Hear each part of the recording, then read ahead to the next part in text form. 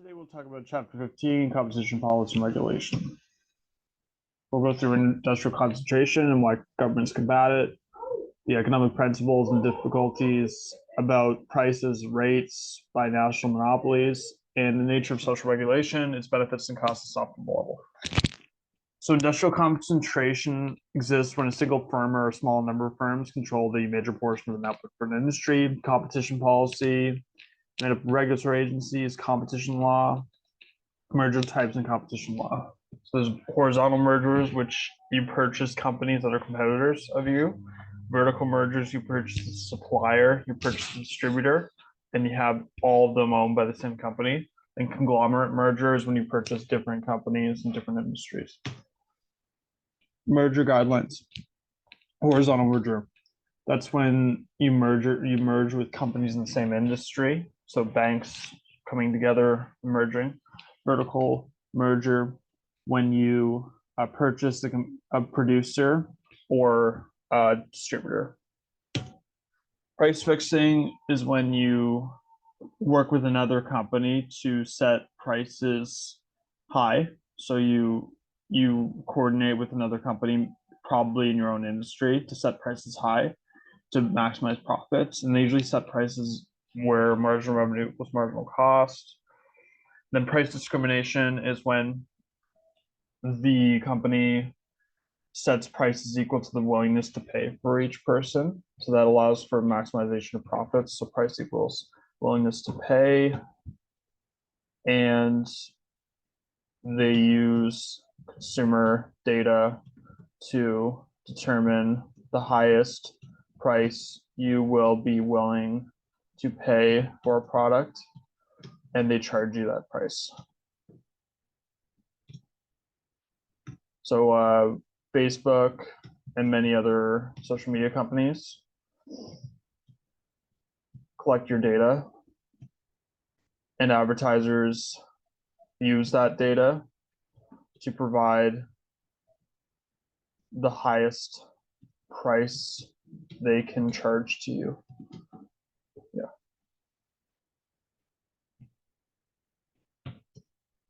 Tying contracts. So the seller requires a buyer purchase other products from them as a condition for buying a desired product. So there's a prohibition of tying contracts.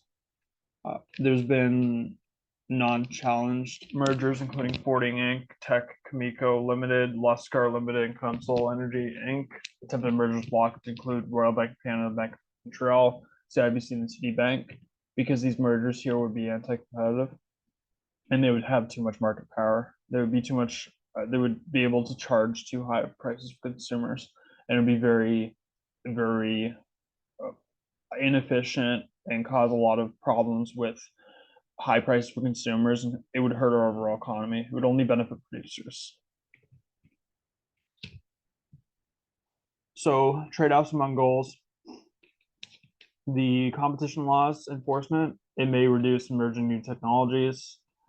And there's a good question, should the government temporarily suspend competition rules to encourage restructuring of industries and speed up the expansion of this new technology? That's a good question. I would say no, because competition is good for our for technology growth, because if there's not enough competition, like in the Rogers Bell example, the product suffers. So Rogers has Rogers and Bell and companies in the telecom industry don't have enough competition. Therefore, their product therefore they don't have incentive to innovate. We need competition because competition provides an incentive to innovate, because they compete on price and product quality. But yeah, if you have a different answer, feel free to state that. The natural monopoly, Economies of scale are extensive, so if a single firm can supply the entire market at a low enough unit cost. Improving on outcomes, public ownership can help with this. Public industrial regulations preferred option. Public interest theory of regulation. Industrial regulation is necessary to prevent monopoly prices and harm consumer society. Regulated firms have no incentive to reduce operating costs, perpetuating monopoly. Regulation can sometimes perpetuate a monopoly long after the conditions of natural monopoly have ended. Legal cartel theory, occupational licensing can provide for this. Deregulation, there's been a lot of deregulation since the 70s through airlines, trucking, telecommunications, etc. There was a lot of deregulation in the financial industry during 2008 that caused a lot of issues with providing loans to subprime borrowers and using a lot of derivatives to bet against these loans, and that caused a massive recession. And then in the 60s, a new type of regulation began to emerge. Social regulation focused on the concerns which goods and services are produced, impact of production society, and physical qualities of goods. So distinguishing features applies to many firms, intrudes into the day-to-day production process, expanded rapidly. The optimum level of social regulation, marginal benefit equals marginal cost. So social regulation, there's a lot of good reasons. There's notable successes. It goes against some problems and solves some problems. It's expensive, but it's worthwhile. Social regulation, the problem with that is the marginal cost is greater than marginal benefits. Laws are poorly written, standards are difficult to understand, there's overzealous regulators. So there's no free lunch. Social regulation can produce higher prices, stifle innovation, and reduce competition. Less government is not always better than more. Although the market system is a powerful engine for producing goods and services and generating income, it has its flaws. So antitrust, there was price fixing, and the U.S. airlines was price fixing with current and future prices, and colluding happened. So they were setting prices to maximize profits, and this was a problem. And what Microsoft did was they allowed for Windows to run Internet Explorer, but it wouldn't be able to run Netscape Navigator. And this was very anti-competitive because they weren't allowing Netscape to run well on Windows. And they were fined $2.7 billion for antitrust. Google, they were favoring its Google Shopping price comparison service in the search, and the European Union intervened to stop them from using the monopoly to favor its Google Shopping price comparison service. And then, colluding maximizes profits, which provides producers an incentive to collude, but it's still a problem.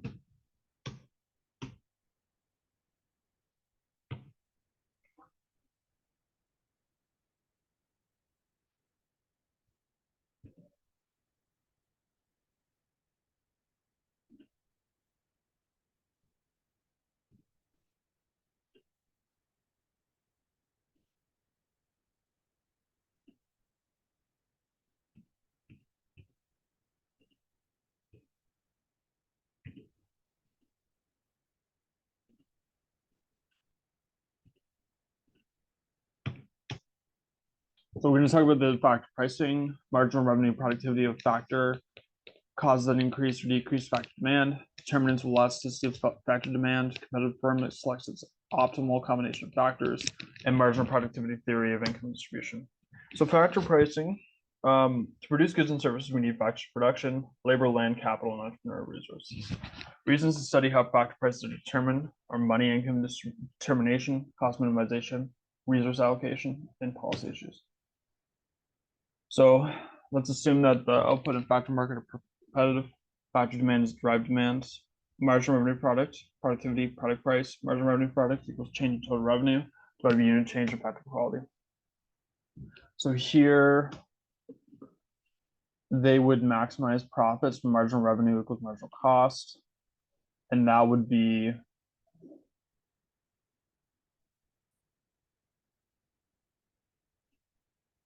so this is the closest they get. So they don't Also, in this case, there's no marginal cost. Okay, so diminishing returns happen after the first worker is hired. So the total product, what happens with diminishing marginal returns is that the total revenue, the marginal revenue, goes down over time. So it starts with 14 and it goes down to 2. So it just decreases over time. So it's increasing at a decreasing rate. So it goes up from, so it starts at 14,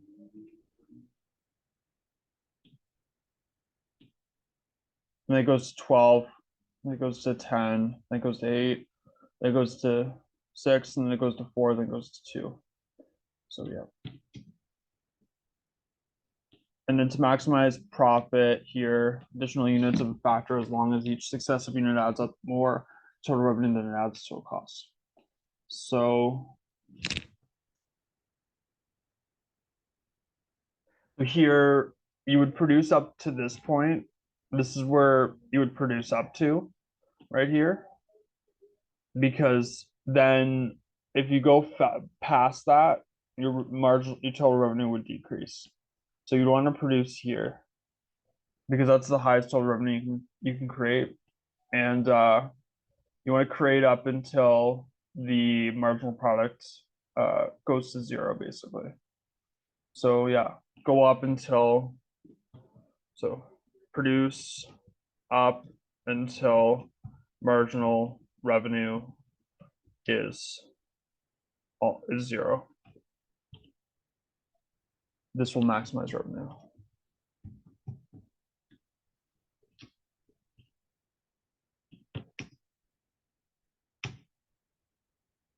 So pure competition is a fully diagonal line. Imperfect competition would be a very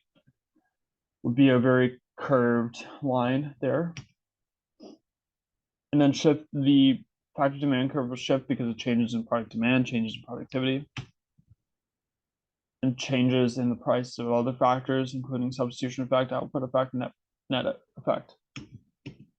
So changes in product demand can include gambling, increase in productivity, increasing the demand for workers at casinos. Consumers decrease the demand for leather coats. This decreases the demand for tanners. The federal government reduces spending in the military, reducing the demand for military personnel. Change in productivity. An increase in skill levels of physicians can improve the demand for the services. Computer-assisted graphic design increases the productivity of and demand for graphic artists. Change in the price of another factor. An increase in the price of electricity, increase the cost of producing aluminum, and reduce the demand for aluminum workers. The price of security equipment used by businesses to protect against illegal entry falls, decreasing demand for night guards. The price of cell phone equipment decreases, reducing the cost of cell phone service, which in turn increases demand for cell phone assemblers. So determinants of factor demand.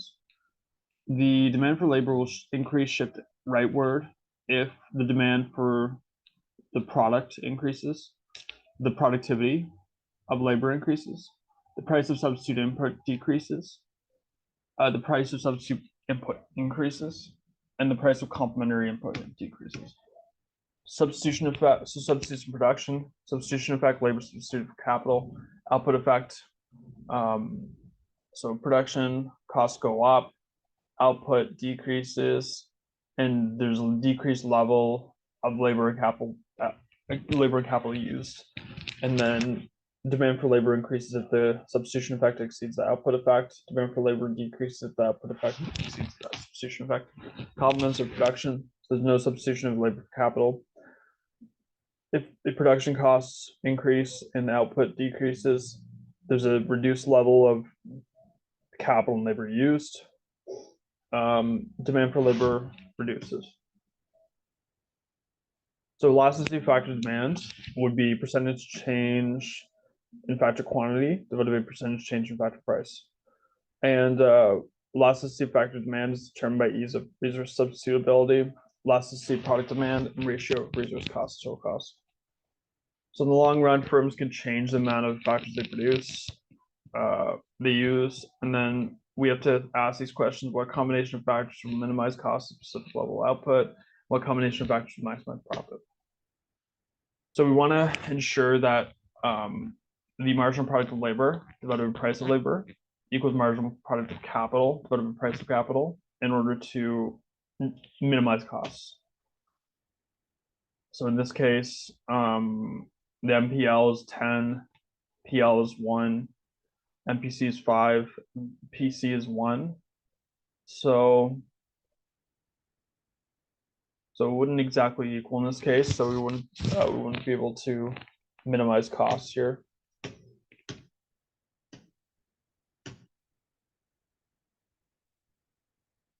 So yeah, so we want them to be equal to maximize profits. So the MRPL divided by PL equals MRPC divided by PC to minimize costs and maximize profits.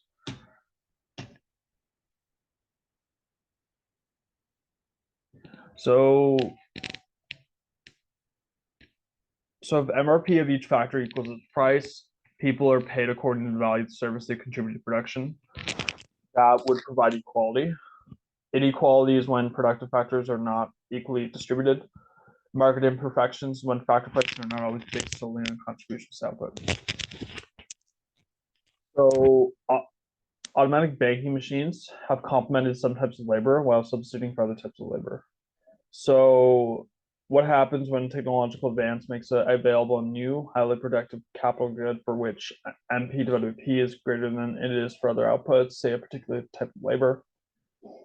So the least cost mix of factors changes, and the firm has to respond accordingly.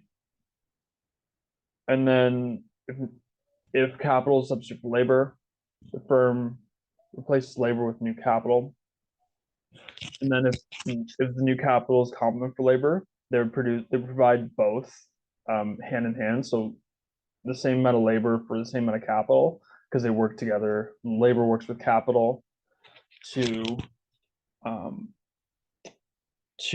accomplish a job. It's kind of like you using your computer in your job. The computer augments your work. And then bank tellers. So ATMs are a substitute for cash handling, but it's a complement for financial advisors. So financial advisors use like ATM type technologies to complement their services. So they work hand in hand together. So capital is a complement for human labor, not a substitute. So it seems like with new types of technology, they're more of a complement to us, not a replacement. So we work with technology. The technology doesn't replace us. We work with it to improve our job performance. So that's kind of how it works. It's not like robots are gonna take over jobs. We're working with robots to make our jobs easier. We went through a lot of those things, and then there is a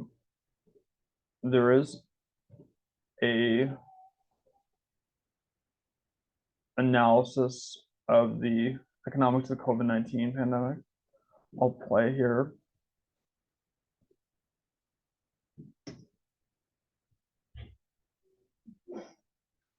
So what happened with COVID-19 is that what happened is we were here under COVID-19. The economy was inefficient with COVID. So inefficient, and we did not use all of our resources when COVID-19 happened.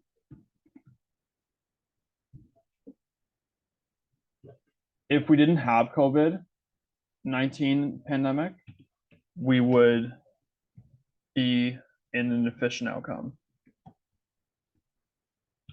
And then 2020 and 2021, we would be efficient. So COVID-19 caused inefficiency and a recession in our economy. So we would have been efficient if COVID-19 didn't happen. And then we would have been able to grow our economy more towards from A to B if we didn't have COVID-19 as a pandemic. And so, yeah, it would have been a lot better if COVID-19 did not happen for our economy. And in this case, this is the circular flow diagram. And the question is, what has COVID-19 done to the flows of revenues and goods and services in corner C, and to the flows of goods and services, the cost of resources in corner D? So in this case, we would have had less income, we would have had less consumption, and we would have had less flow of goods and services. So we would have had less income, less consumption, less flow of goods and services, and this would have caused a recession.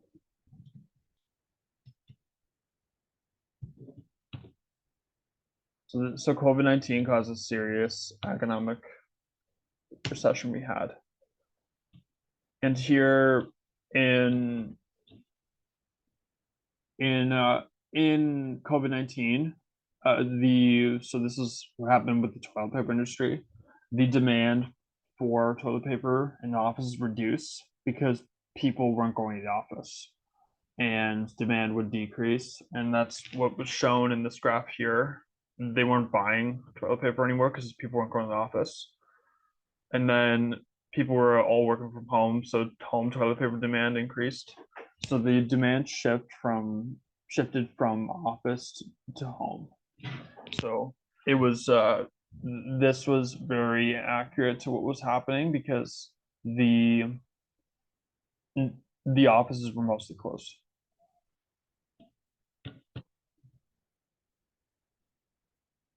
So in this case, the social distancing was very important to slowing and preventing the spread of COVID-19, and keeping the spread down. And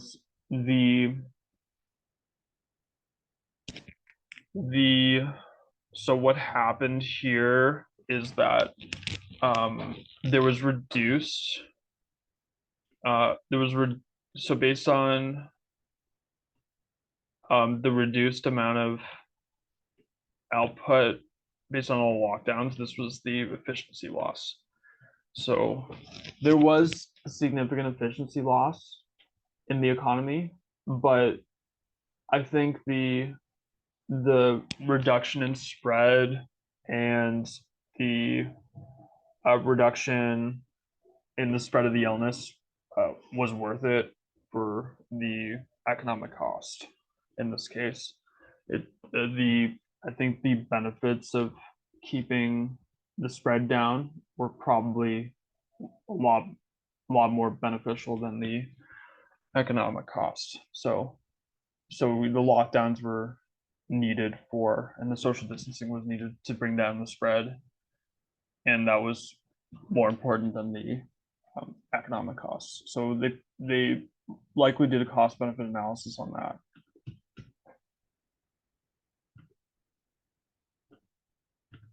So then there was a lot of government failure in the COVID-19 crisis.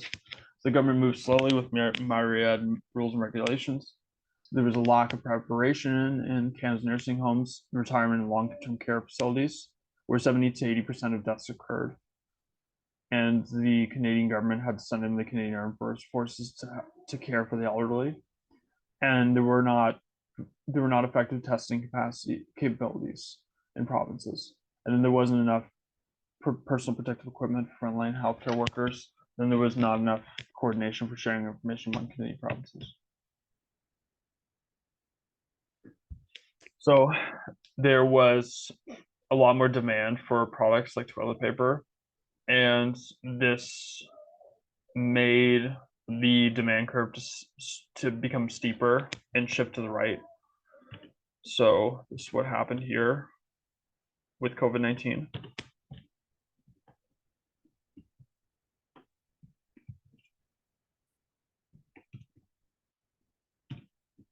And then if price gouging were to occur, would consumers be more susceptible to price gouging at point A or point B? So I would say point B, because in point B, there was a lot of price gouging during the COVID-19 pandemic. And price gouging is when they increase the price to a very high level for necessities. And because there's such a need for this during the pandemic, that people would pay a lot of like very high prices for these products.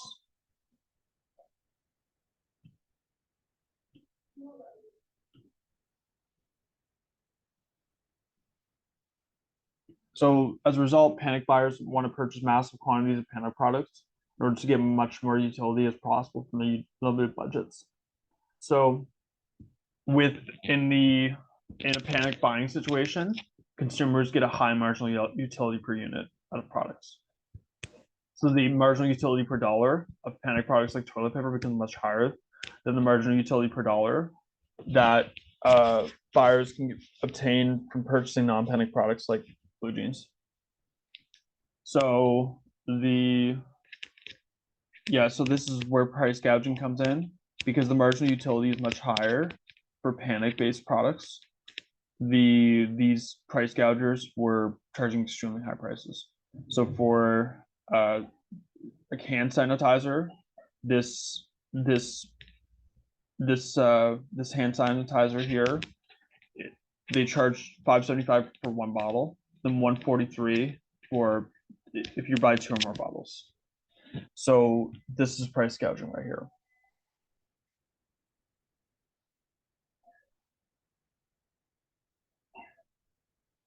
And then based on the COVID-19 pandemic, a lot of factories were closed in China, and this reduced the amount of global trade.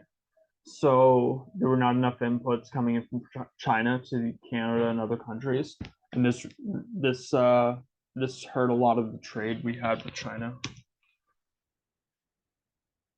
And then restaurant dining and air travel was reduced significantly, and there was a massive decrease in demand, and they wouldn't be able to pay for wages at these places. And then so it took a long time. They had to, because price was less than average variable cost, they'd shut down. So if price is less than average variable cost, they have to shut down. So so they did this. So airlines and restaurants had this situation. They had to wait until price was above average variable costs to open back up again. So that's what happened in COVID-19. So what happens to the firm if the selling price never again rises back to P normal? So in that case, so they would shut down in the short run if the price is below average variable cost, and they would shut down permanently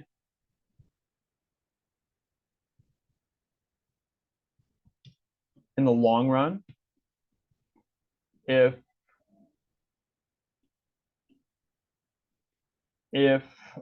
the price is less than average total cost. So like airlines and restaurants would have shut down for good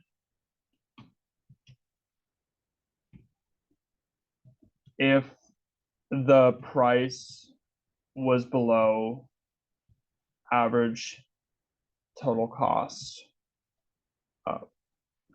forever. So like, yeah, if they weren't able to bring the price above average total cost in the future, they would shut down completely. That would have been terrible. So competitive industries will end up with fewer firms.